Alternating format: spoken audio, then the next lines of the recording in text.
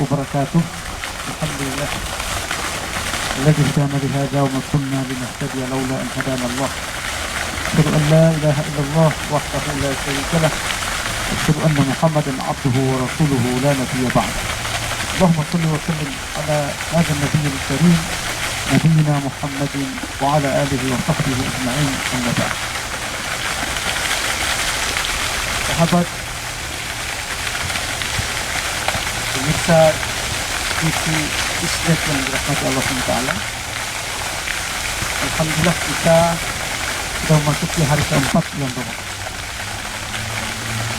Hari keempat ini kita mencoba mentadabburi salah satu firman Allah SWT yang sangat indah tentang Ramadan, tentang bulan puasa, tentang bagaimana manfaat berpuasa.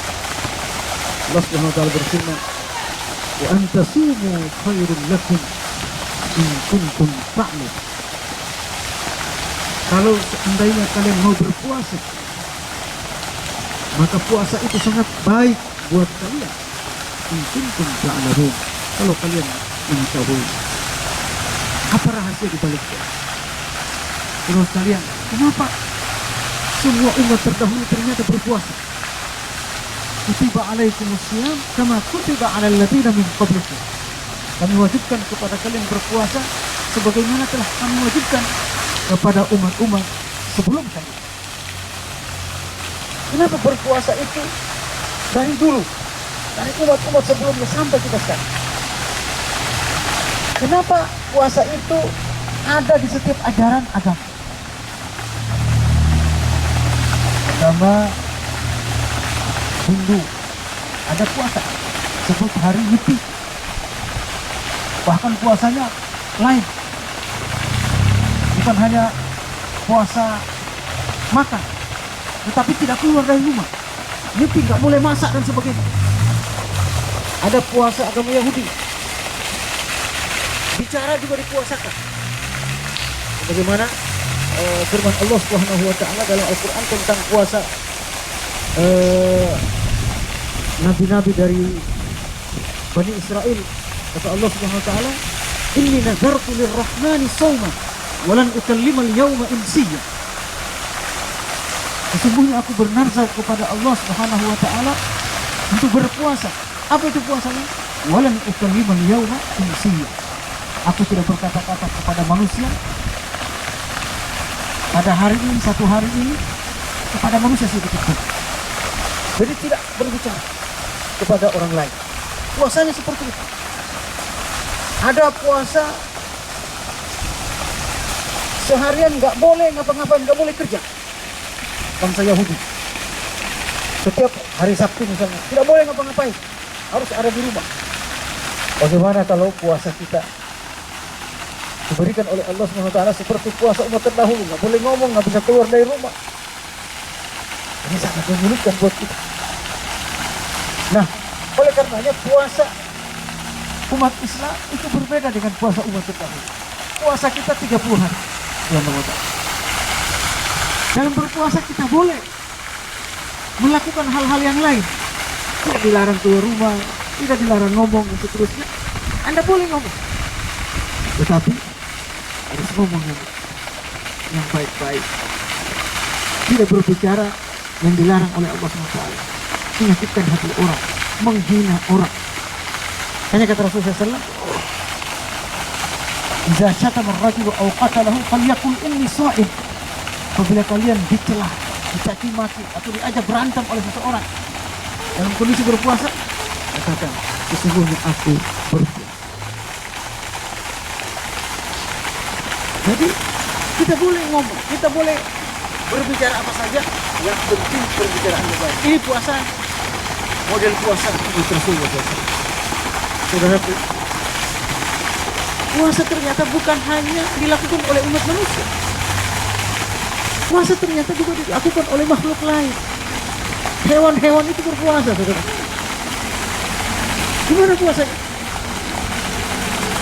Ternyata ular itu kalau dia bermetamorfosis atau mengganti tubuhnya, itu dia berpuasa selama beberapa minggu. kemudian dia berganti kulit kembali menjadi baik, menjadi baru. Ini bisa ditanyakan kepada ilmu hewan. Orang mengatakan bagaimana ular berpuasa tidak mati? Bagaimana hewan-hewan berpuasa tidak mati untuk menjaga kelangsungan hidupnya?